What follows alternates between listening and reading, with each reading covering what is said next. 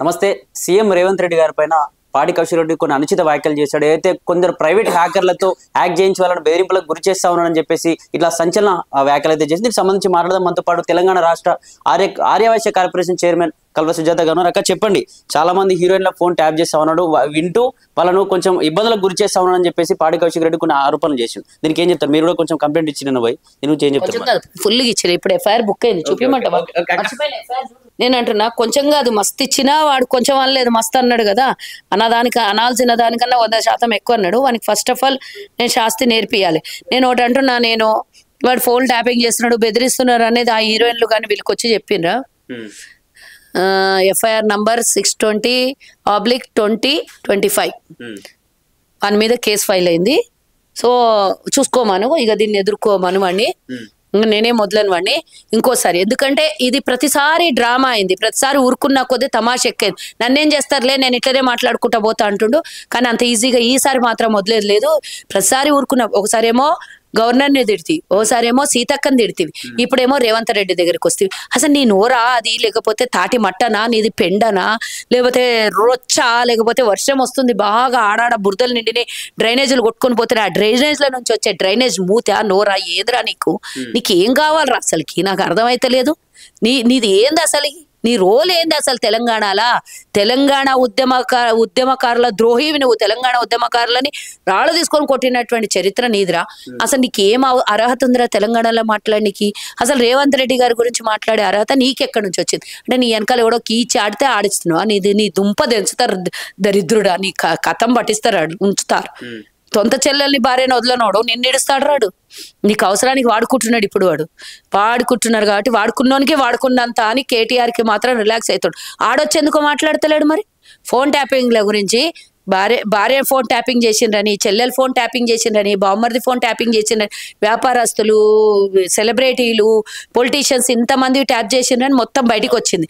మరి దాని మీద ఎందుకు స్టేట్మెంట్ ఇవ్వలేదు కేటీఆర్? ఏనాడు కూడా నేను చేయలేదు అని అన్నాడా? బయటకు వచ్చి అనలేదు కదా. మరి నువ్వెందుకు ఆడా ఈడ పుల్ల కట్టే గుచ్చుకొని బయటకు వస్తున్నావు? ఎందుకు వస్తున్నావు రా నువ్వు? పని పాట లేని పనికి మళ్ళీ వెదవా.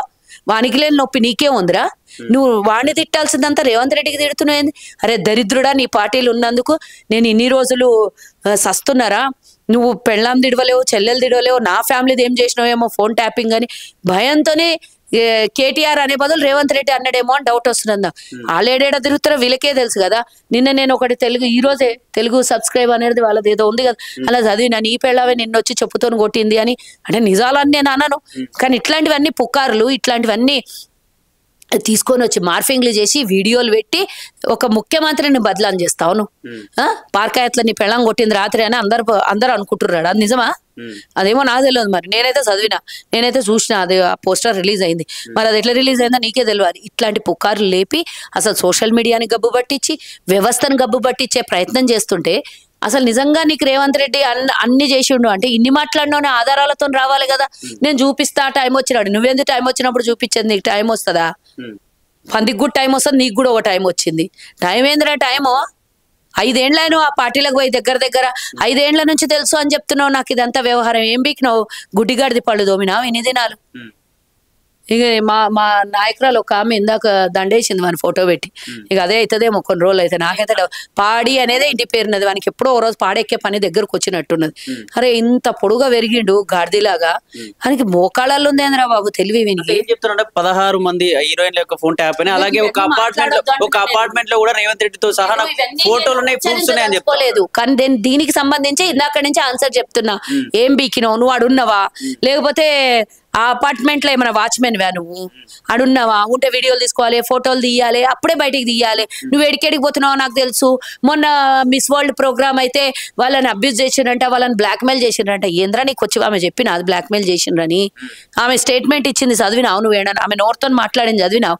ఏదో పేపర్లు ఏదో రాసిండ్రు అని చెప్పేసి దాన్ని తీసుకొని వచ్చి ఎక్స్ప్లెనేషన్ ఆల్రెడీ టూరిజం శాఖ అడిగింది, వాళ్ళు ఇచ్చిండ్రు. ఇదంతా ఏం లేదని దానికి నువ్వు మళ్ళీ పట్టుకొని వచ్చి ఏం చేసినో చూసిండ్రు కదా. అదంతా నిజాలంట. నీ పొంద, నీ పిండకుడు, నీ సావు, నీ తద్దినము, నీ పొంద, నీకు నిజాలని ఎవడన్నా చెప్పినాడు? అవన్నీ తెలంగాణకు వచ్చి ప్రపంచ దేశ సుందరి మనులందరూ ఆనందంగా పోతే ఆమె ప్లేస్లోనే వాళ్ళ దేశం ఇంకొక ఆమెను పంపించింది. వాళ్ళ అమ్మకు బాగాలేదని ఆమె వెళ్ళిపోతే ఆమె ప్లేస్లోనే వాళ్ళు ఇంకొక ఆమెకు పంపించారు. అట్లా ఒకవేళ మన దేశంలో మన రాష్ట్రంలో ఏమైనా జరిగినంటే వాళ్ళు కంటెస్ట్ చేసేవాళ్ళ వెళ్ళిపోతుండ్రు కదా. ఆల్రెడీ వాళ్ళకి ఒక కంప్లైంట్ రాసి వెళ్ళిపోతుంది. ఏ కంప్లైంట్ ఎక్కడ లేదు, ఒకటి పేపర్ స్టేట్మెంట్ ఏదో పుట్టించుకొని వచ్చి దాన్ని చూపించి తందనాలు ఆడతారు వెదవల్లరా. ఇప్పుడు రేవంత్ రెడ్డి మీద అదే అయిపోయింది. ఇక రేవంత్ రెడ్డి మీద పడ్డారు. మీ ఓడు మీ బాస్ గాడు ఉన్నాడు కదా, వాడు అన్ని కొంపలలోకి తిరుగుడు అలవాటు, వాడు అన్ని ఫామ్ హౌస్ లకు తిరుగుడు అలవాటు, అదంతా తీసుకొని వచ్చి రేవంత్ రెడ్డి మీద రుద్దుతున్నాడు వాడు. అంటే ఆ చీకట్ల వాడిని చూసి రేవంత్ రెడ్డి అనుకున్నాడే మీ పిచ్చి వెదవా. నాకు అదే అనిపిస్తుంది. రోజు ఆయన ఎమ్మడి కారు నడిపిస్తాడేమో పోతాడేమో, ఇడిచినప్పుడల్లా ఇది రేవంత్ రెడ్డి అని భ్రమలో ఉండి ఫోటోలు అట్లా అనుకుంటుండో ఏమో మరి గిట. నాకు అదే అనిపిస్తుంది. మరొకటి ఏం ఎలిగేషన్ చేస్తాం, మరొకటి ఏం చెప్తా ఉన్నా అంటే మినిస్టర్స్ యొక్క ఫోన్లు కూడా ట్యాప్ అవుతానని చెప్పి మినిస్టర్లు అందరూ ఢిల్లీ హైకమాండ్ దగ్గరికి అక్కడ పంచాయతీ జరుగుతుంది ఢిల్లీలో అని చెప్పి ఈయనకి చెప్పిండు. ఇక పిలిచి ఏఐసిసిలో ఏం మీటింగ్ అవుతుందో అని వీడు ఒక గూఢచారి ఆడొచ్చి మా ఏఐసిసిలో కూర్చొని ఫోన్ ట్యాపింగ్లు అయినాయి అని మా రాహుల్ గాంధీ మా ఖర్గే గారు నేను పాడిగానికి పిలిచి ఇగోరా మా మంత్రులు అందరూ తెలంగాణలో ఫోన్ ట్యాపింగ్ అవుతున్నది, నువ్వు జర ప్రెస్ మీట్ పెట్టి మాట్లాడు అని మా వాళ్ళు వీడికి చెప్పిండ్రు. వీడేమో చెప్పి వచ్చి ముంగలొచ్చి చెప్పిండు మా మంత్రులకు మాట్లాడికి రాదా, నువ్వు ఉన్నావా ఏంది ఫోన్లు ట్యాపింగ్ అయితే మాట్లాడేటోని పెద్ద మనిషివి అని, నువ్వు రాయబారివి వీళ్ళందరికీ. అంటే మా దగ్గర మంచిగా ఉన్నారు, అందరు కలిసికట్టుగా ఉన్నారు, ఎట్లా విడదీయాలి, ఎట్లా రాజకీయం చేయాలి, ఇదే గబ్బు పని. గబ్బు ఆలోచనలు, తప్పుడు ఆలోచనలు, దరిద్రం ఆలోచనలు, అష్ట దరిద్రమైనటువంటి బుద్ధులు, ఇవి తప్పేమున్నది. కూల్చడాలు డే 1 నుంచే గవర్నమెంట్ వచ్చినప్పటి నుంచి కూల్చడాలు, ఆ కూల్చడాలు చేతగాక చిచ్చులు పెట్టడాలు, చిచ్చులు పెట్టుడు చేత కాకపోతే జైలుకు పోతాడు ఇడిగా. అందుకనే చెప్తున్నా, నోరు జాగ్రత్త పెట్టుకో, నోరు సంలాయించి మాట్లాడు. మాట్లాడినవంటే ఇంటి దగ్గర ఆల్రెడీ పోలీస్ బందోబస్తు ఉందంట వాని ఇంటి దగ్గర. అంటే భయానికి ఒక ఎమ్మెల్యేని పెట్టించుకున్నాడా, లేకపోతే police already law and order దెబ్బతినొద్దు ఇబ్బంది కావద్దని పెట్టిండా ఏందా. కానీ నువ్వు ఏడన్నా బయటికి తిరిగినావు అనుకో, ఇట్లాంటి మాటలు మాట్లాడితే ఏడన్నా ఓడన్నా కూడా కొట్టి చంపుతాడు నిన్ను. ఏవాడు ఇడువాడు కార్యకర్తలు నేను చెప్పులతో కొట్టి గుడ్డలు ఊడేసి కొడతాను నీకు. అంటే కాంగ్రెస్ పార్టీ కులగణ మీటింగ్ జరుపుతున్నాం ఢిల్లీలో అని చెప్పేసి వెళ్తుంది, కానీ అక్కడ జరిగేది మాత్రం ఫోన్ ట్యాపింగ్ పంచాయతీ నడుస్తా ఉంది, బయటకు పెట్టట్లేదు కాంగ్రెస్. ఎన్నిసార్లు చెప్పిందే చెప్పుడు వీడే మన గూఢచారి ఆడ కూర్చొని మీటింగ్ లో పోయి కూర్చుని ఆడి ముసుకేసుకొని లేకపోతే చీర కట్టుకోనో లేకపోతే మాస్క్ వేసుకుని పోయి కూర్చొని చూస్తున్నాడు ఆడ.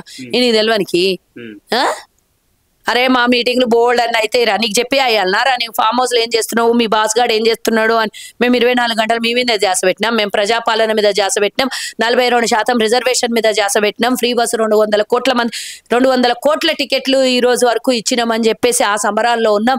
సన్నబియ్యం ఇస్తున్నాం, మేము ఈ రోజు రేషన్ కార్డులు ఇస్తున్నాం, అన్ని ఇస్తున్నాం, మేము ప్రజలకు అన్ని అందుబాటులో ఉండి 24 గంటలలో 14 గంటలు మా ముఖ్యమంత్రి పనిచేస్తున్నాం. నువ్వు చెప్పే అడ్డమైన చెత్త పనులకు ఆయనకే టైం ఉందిరా, ఆయనకే టైం ఉందిరా. మీ నాయనలాగా ఫామ్ హౌస్ లో పండుకొని నీలాగా ఊరు బయట ఫామ్ హౌస్లలో ఎంజాయ్ చేయనుకున్నాడా రేవంత్ రెడ్డి?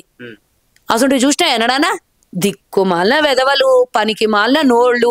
ఆ నోరు కానకట్ట వేయకపోతే ఇక డెఫినెట్గా వస్తుంది. మా ముఖ్యమంత్రి గారికి వేడుకుంటున్నాను నేను ఈ సందర్భంగా, అన్న వీనికి ఎంత జల్దీ వీని నోరుకి కుట్లేస్తే అంత మంచిదన్న, లేకపోతే ఇట్లాంటి మాటలు ఈ రోజు నీదైంది రేపు ఇంకోలదవుతుంది. వాని బాస్ ఆల్రెడీ అందరు ఇజ్జత్ తీసిండు, రోడ్ల మీద పెట్టిండు ఫోన్లు ట్యాపింగ్ చేసి.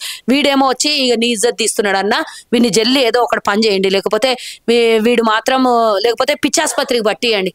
ఆల్రెడీ ఎర్రగడ దగ్గరనే ఉన్నది, లేకపోతే చిన్న మెదడు చితికిపోయి నరాలన్నీ పగిలిపోయినట్టున్నాయి, వీనికి తీసుకొని పోయి మెంటల్ హాస్పిటల్లో జాయిన్ చేయండి. చివరిగా రేవంత్ రెడ్డికి సోనియా గాంధీ మీటింగ్ కి రావట్లేదని లెటర్ రాసినందుకు ఆస్కార్ లా ఫీల్ అవుతాడు. ఆస్కార్ కాదు భాస్కర్ అవార్డు ఇచ్చిన తక్కువ పిచ్చోడు. వాని గురించి ఏం మాట్లాడతాం మనం, వాని గురించి లెక్కలకు తీసుకుంటామా మనము? దానికే దిక్కు లేదు, మంది గురించి మాట్లాడతాడు. సోనియా గాంధీ గురించి మాట్లాడే అర్హత, రేవంత్ రెడ్డి గారి గురించి మాట్లాడే అర్హత వీనికి ఎక్కడిది? నేను ఓడే మాట చెప్తున్నా, మాకు ఒక్క ఆశీర్వాదం మాటనే మాకు శిరోధారం, అది దాన్ని ఆస్కార్ అవార్డు అని అనుకోండి, ఏమన్నా అనుకోండి, అది మా పర్సనల్ అచీవ్మెంట్. అది రేవంత్ రెడ్డి గారిని లెటర్ రాసింది సోనియమ్మ, మెచ్చుకుంటూ లెటర్ రాసింది. అది ఆస్కార్ అవార్డు కన్నా గొప్ప అన్నది. ఒక తల్లి పిల్లల్ని మెచ్చుకుంటే ముక్కోటి దేవతలు ఆశీర్వదించినట్లు అంటారు. అలాగే ఒక తల్లి స్థానాల్లో చూసినాం కాబట్టి మాకు అది ఆస్కార్ అవార్డు లాగానే కనబడుతుంది. మీ నాయనలాగా తడిగుడ్డతో గొంతు కోసే అలవాట్లు మాత్రం మా పార్టీలు ఎవరికి లేవు. ఢిల్లీకి పోయి కాలు పట్టుకుని సోనియా గాంధీ తెలంగాణ రాగానే నువ్వు అనే రకం దరిద్రం మీదిరా, మీలాగా మా చరిత్రలు కావు. తెలంగాణ ఇచ్చిన తల్లి, అది అంతే రెస్పెక్ట్ ఉంటుంది ఆమెకి.